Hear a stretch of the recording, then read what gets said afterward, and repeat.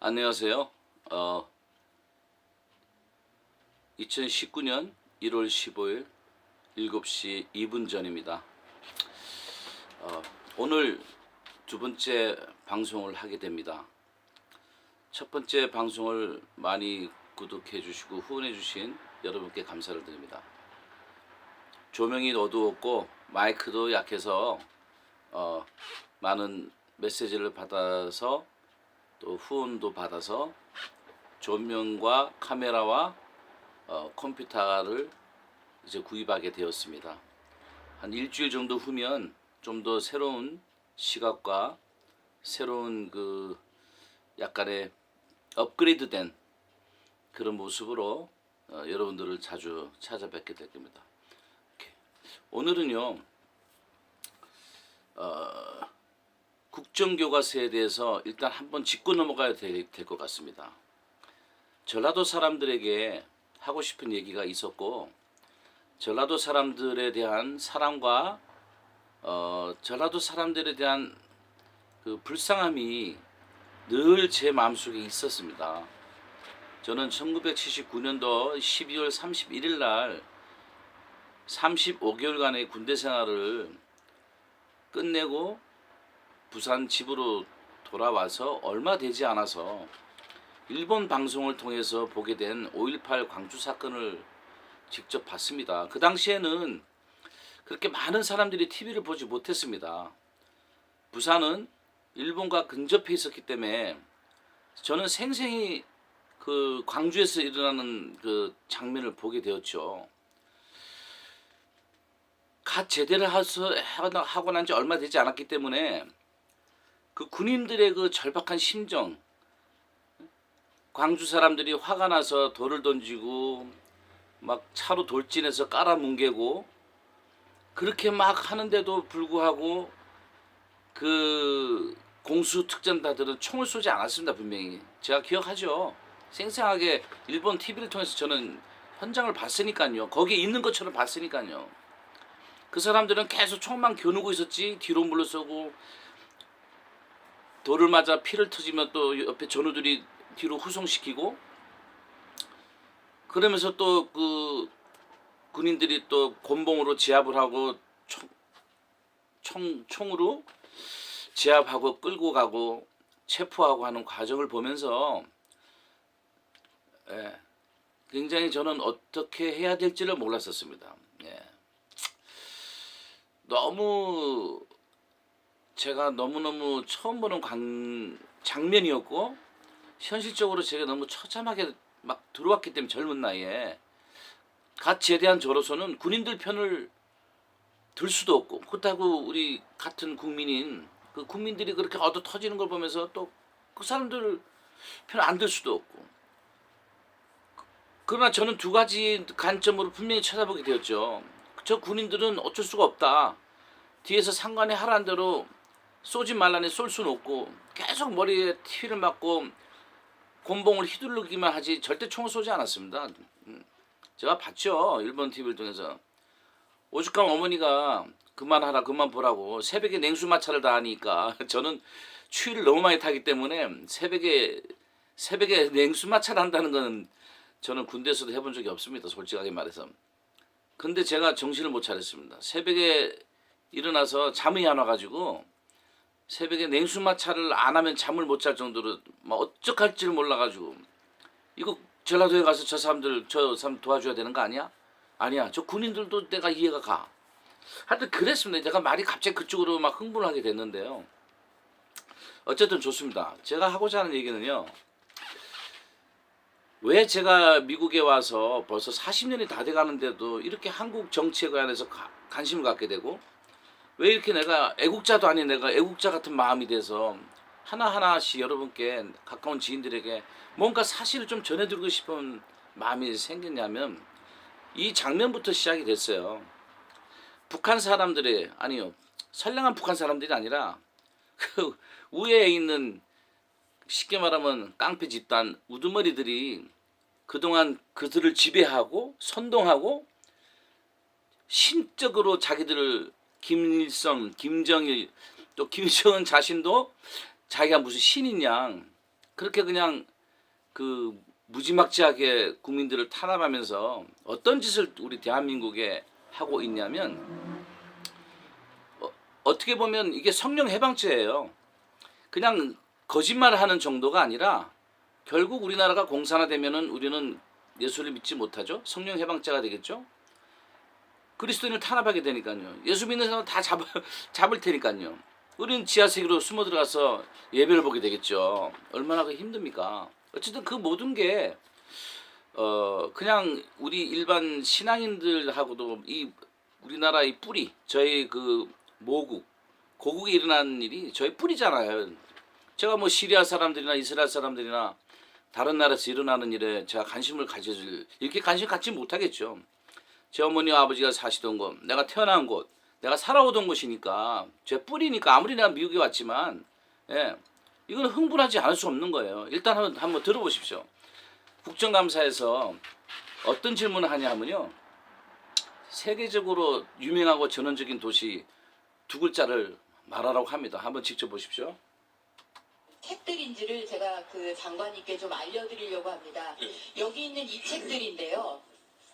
자, 광주교육청, 경기교육청, 서울교육청, 전북교육청 등에서 이미 만들어진 보조교재 혹은 인정교과서, 서울, 경북, 광주 지역에 만들어진 교재입니다. 이런 식으로 지금 학생들에게, 교사들에게 배부되고 가르쳐지고 있는 책들입니다. 자, 자료를 한번 보시죠. 자, 제가 광주교육청 국정감사를 하면서 정말 깜짝 놀랐습니다. 광주교육청에서 이 전혜경 의원 자신도 자기도 조사를 하면서 깜짝 놀랐다고 지금 얘기를 하는 거예요. 광주 사람들, 특히 전라도 사람들이 제가 이런 얘기를 하면 전혜경 쌍년이라 그래요. 바로 얘기합니다, 저한테. 그 개 쌍년이라 그래요. 죄송합니다. 방송에서 욕이 좀 들어옵니다. 제가 들은 대로 얘기를 하는 겁니다. 그래서 왜 저렇게까지 표현을 하지? 저 미친년, 개 쌍년이라 그래요. 박근혜 대통령이 탄핵되기 전부터 저한테 박근혜, 이명박 망명할 거라고까지 얘기한 미친놈들이에요. 저는 믿지도 않았고 그 당시에는 너무 박근혜 대통령이 잘하고 있던 터라 뭐 나는 한국에 일어난 일도 잘 알 수가 없고 관심도 없었죠. 뭐 잘하고 있으니까요. 워낙 발전하고 있으니까. 근데 어느 날 갑자기 골프 치고 나서 식사하면서 한국 얘기가 나오면서 탄핵이 되기 훨씬 이전에 저희들한테 저만 있었던 건 아니고요. 이명박이 박근혜 곧 망명할 거라고 얘기할 때 물었습니다. 우리가 친한 사람이라. 예? 갑자기 무슨 얘기예요? 갑자기 또 이명박까지 왜 그렇습니까? 무슨 잘못을 이렇게 이명박까지 또 망명을 합니까? 아주 개쌍년이라고 얘기하더라고. 저희들한테 욕을 해요. 그렇게 쌍욕을. 미친년, 개쌍년. 아주 나쁜 년. 그래서 뭐 술이 한 잔 들어간 김에 하시는 얘기겠지 생각해서 그래도 마음속에 왜 저러지? 무슨 이유로 왜 박근혜와 이명박이가 왜 망명까지 하게 되지? 이렇게 잘 살고 있는데 관심이 없던 때니까 어쨌든 또 계속 한번 들어봅시다. 제가 중간에 또 너무 치고 들어왔네요. 자유학기제, 정부의 역점 추진 사업인 자유학기제의 교재를 2권을 만들었습니다. 즐겁게 놀다 보면 나도 통일 전문가, 민주인권 평화교육 학습자료라는 걸 즐겁게 놀다 보면 나도 통일 전문가. 굉장히 친근해요. 즐겁게 놀다 보면 나도 통일 전문가. 아이들은 뭐 쉽게 받아들일 수 있는 단어 용어입니다. 만들었는데 그 내용을 한번 보시면 제가 요 내용을 하나 드리면서 먼저 장관님께 문제 하나를 드릴게요. 이 광주교육청 자료에 나와 있는 문제입니다. 세계적인 계획도시이자 전원도시로 알려진 이 도시의 이름. 세계적인 계획도시이자 전원도시 어디 떠오르세요? 우리 장관님께서는? 세계적인 계획도시이자 전원적인 도시 이름은 하고 장관님께 물어요. 제가 이거를 보고 나서 제가 본격적으로 관심을 가지게 된 겁니다. 그때 그 사람이 3년 전에 저한테 했던 얘기, 박근혜와 이명박이가 망명될 것이다. 그러면서 점점 분위기가 이런 식으로 가게 될 때만 해도 저는 그렇게 큰 관심을 가지 않았다가 이걸 보고 제가 웃었어요. 세계적으로 유명하고 아름답고 전원적인 도시가 어디입니까? 상식적으로 뭐 서울, 파리, 뉴욕 뭐 그렇게 나와야 되는 거 아닌가? 일본, 도쿄 뭐 어떻게 하든지 계속 들어보겠습니다. 계속 제가 치고 들어오네요. 가볍게 대답하시면 됩니다. 가볍게 대답을 하려도 못해요 지금. 가볍게 대답하십시오. 얼른 떠오르지가 않습니다. 예. 자, 얼른 떠오르시지 않으세요? 자, 제가 답을 보여드릴게요. 답을 보여줍니다. 여러분 자세히 보세요. 재밌게 그냥 보십시오. 운전하시다가 심심하다가 자꾸 저 이 방송을 보여주시고 그냥 가까운 지인들에게 우리 전라도인들에게 특히 보여주세요. 얼마나 그들에게 거짓말하고 이 북계놈들이 이 전라도 사람들을 먼저 우리나라를 전복시켜서 그들을 선동시켜 왔는지 아이들에게도 그게 영적으로는 성령 해방죄요. 국가적으로는 반민족적으로 역적짓들을 하는 겁니다. 이게. 자, 답은 평양입니다. 평양. 광주교육청 자료에 나와 있는 내용입니다. 물론 사족은 달았습니다. 세계적인 계획도시이자 전원도시로 알려진 땡땡은 옛 고구려의 수도이기도 했던 유서 깊은 도시입니다. 북한의 수도인 이 도시의 이름은 통일 골든벨. 기가 막히죠. 이걸 모르더라고요. 많은 사람들이. 나는 다 보는 줄 알았어요. 이러한 사실들은. 만약에 우리 선경이, 선정이, 이삭이 제 애들 이름인데요. 걔들에게 만약에 내가 학교를 보냈는데 학교에서 돌아가지고 아빠 세계에서 제일 아름답고 세계적인 도시가 평양이래. 제가 그 소리를 들었으면 그 학교 안 보내줘. 당장 데리고 미국 다시 들어오든지 아니면 학교를 쫓아갔겠죠. 그 당시에 제 젊은 혈기로서는. 왜? 그 당시에 저희들에게 반공의식은 굉장했죠. 우리 세대들은. 태극기가 있으면 자연히 손이 올라가고 그렇게 또 교육을 받았고 당연한 것이고 자랑스러워했고 프라우드한 그런 그 국가에 대한 그 그리움이 물론 뭐 옛날에 장발 있을 때 머리도 깎이고 그럴 때는 막 대한민국이 싫고 막 이놈의 나라 하고 욕도 하고 데모도 많이 했습니다. 김대중 씨 미국에 오면은 이 민족 투사다 그래가지고 제가 교회 젊은 시대니까 교회 다니면서 헌금해주고 청년들 모아 다니면서 김대중 최고라고 박수도 치던 때가 있었습니다. 저도 참 죄송한 이 사건이 되었지만 어쨌든 지금 우리 아이들에게 우리 애들이 이제 미국에 왔죠. 이제 지금 아이들이 이렇게 배운다는 얘기예요. 전 세계에서 아름답고 전원적인 도시 두 글자예요. 하다못해 광주를 하든지요. 서울로 해도 괜찮지 않습니까? 설령 평양이라고 할지라도 평양이라고 가리키면 안 되죠. 그렇지 않습니까, 여러분? 하나만 더 연결해서 보겠습니다. 우리 학생들이 평양을 세계적인 계획도시이자 전원도시로 배워서야 이게 말이 됩니까? 또 문제 하나 더 냅니다. 이 책에서. 평양 직할시 만경대구역 활골동에 위치하고 있는 아이들이 이제 그 내용, 그 북한에 있는 청소년들이 놀러도 가고 오락실과 컴퓨터실 개장된 여기가 어디냐? 오디오가 잘 안 좋아서 안 들릴 수도 있을 것 같아서 제가 한 번 더 말씀드리겠습니다. 평양 직할시 만경대구역 팔골동에 위치하고 있는 가해교육기관으로 공부나 가해 활동도 할 수 있고 공부나 가해 활동도 할 수 있고 공원에서 즐겁게 놀 수 있지만 공원에서 즐겁게 놀 수 있답니다. 공부나 가해 활동도 할 수 있고 최근에 오락실과 컴퓨터실이 개장되어 조선민주주의인민공화국 청소년들이 더 많이 찾고 있다고 하는 이곳의 이름이 만경대학생 소년궁전이라는 곳으로 애들을 교육시키고 있다는 얘기입니다. 조금만 더 들어보겠습니다. 그리고 마칠 겁니다. 길지 않습니다. 들어보십시오. 만경대 학생 소년궁전 이렇게 해놨습니다. 북한의 아이들이 이렇게 위락시설 찾아서 놀러가서 즐기고 배우고 꿈을 키운다면 우리가 왜 북한을 세계 최악의 국가라고 일컫겠습니까? 뭐 오디오가 좀 더 보강이 되면 여러분 더 잘 들릴 것이에요.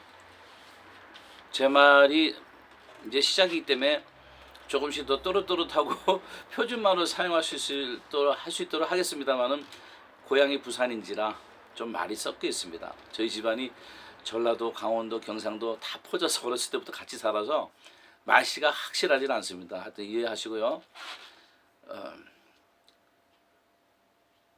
분노하셨습니까 혹시? 전라도 여러분 이거 듣고 계시나요? 여러분의 자녀가 이렇게 교육받고 있어요. 어쩌면 지금 듣고 있는 우리 전라도 부인들, 전라도 분들 당연하다고 생각합니까? 그대도 그렇게 교육 받아서입니다. 그것은 그렇게 배웠다면, 이걸 들었다면 저한테 공격하려고 하지 마시고 조금 마음이 불편한 걸 느끼실 거예요. 솔직하셔야 됩니다. 그렇게 교육 받았으면 잘못된 걸 알아야 되고, 여러분의 자녀들에게 이런 교육을 하고 있다는 이 자체를 분노하셔야 되고, 이 교육을 스탑시켜야 됩니다. 이러한 교육은 처음부터 계획되어져 있다는 얘기예요. 예. 하나만 더 들읍시다. 이거 빨리 끝내야 되는데 죄송해요.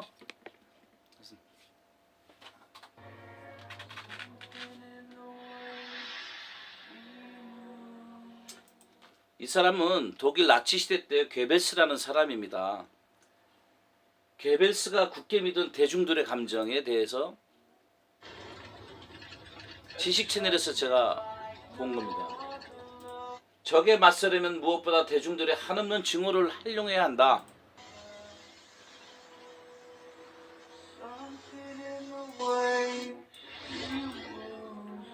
증오의 대상이 되어 학살되는 600만 명의 유대인. 600만 명이라는 유대인을 증오심이 없으면 죽이지 못한다는 얘기예요.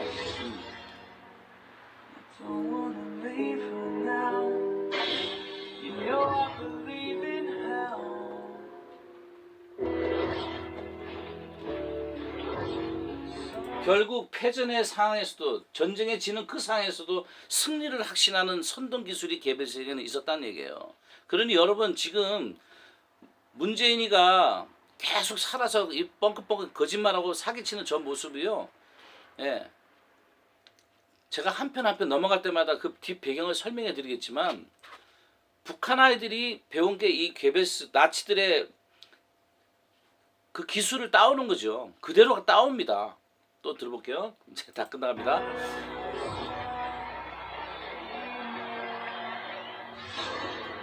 그러나 1945년 독일 패전을 하죠. 히틀러가 자살합니다. 그 다음날 괴벨스는 일가족과 함께 자살한다. 전쟁 후에, 전후라고 나옵니다. 미국을 비롯한 여러 나라에서는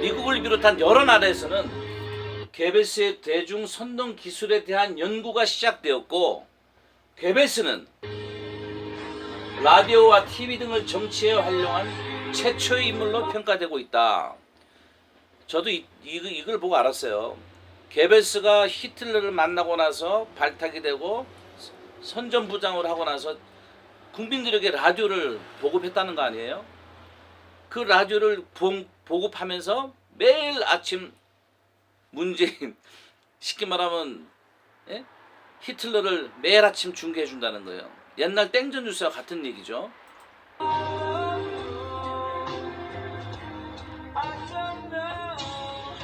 제가 이 문장에 반했어요. 비록 적이고 비록 나쁜 놈이지만 저는 이 말을 평생 기억 안 할 수가 없습니다. 여러분, 이 말을 꼭 기억하십시오. 나에게 한 문장만 달라. 그러면 누구든지 범죄자로 만들 수 있다. 괴벨스가 한 말이라고 나옵니다. 나에게 한 문장만 달라. 그러면 누구든지 범죄자로 만들 수 있다. 멋있는 말이지 않습니까? 그 한 문장, 한 달만 떠들면 거짓이 세뇌가 되고 사실로 받아들여져요. 그리고 시간이 흐르면서 그것이 다시 거짓으로 밝혀질 때까지는 너무너무 많은 시간이 걸리고 많은 일들이 증명이 돼야 된다는 거죠. 제가 또 두서없이 얘기를 했지만 내용이 중요한 거 아닌가요? 여러분, 분노하셔야 됩니다. 분노할 때 분노하셔야 되고, 총을 들자고 한 것도, 제가 첫 회 방송에서 총을 들여야 한다고 말씀드린 거 농담 아니고요, 진담입니다. 그리고 지금 총기법에 대해서 아이디어를 받아가지고 그분과 함께 곧 그 전문가와 합법적으로 총을 보낼 수 있는 방법, 합법적으로 후원할 수 있는 방법, 합법적으로 어떻게 해야 우리가 조국을 살릴 수 있나? 그냥 눈 뜨고 다 할 수는 없지 않습니까? 저렇게 힘없이 600만 명이 예? 자기 자녀를 뺏기고 재산을 뺏기는 데서 멀뚱멀뚱 잡혀서 가스실로 들어갈 수는 없지 않습니까? 결국 그 길로 가겠다는 건데 쟤네들은요. 예? 처음부터 우리나라의 경제와 모든 것을 파괴시키겠다고 작정한 인간들이에요. 많은 분들이 이 부분은 동의를 해주시더라고요. 그리고 오늘 지만원 박사님 한 얘기도 방송에서 그 얘기를 하시더라고요. 오케이. 오늘 여기까지만 하겠습니다. 좀 길었습니다. 죄송하고요. 다음 번 방송 때 또 뵙겠습니다. 감사합니다.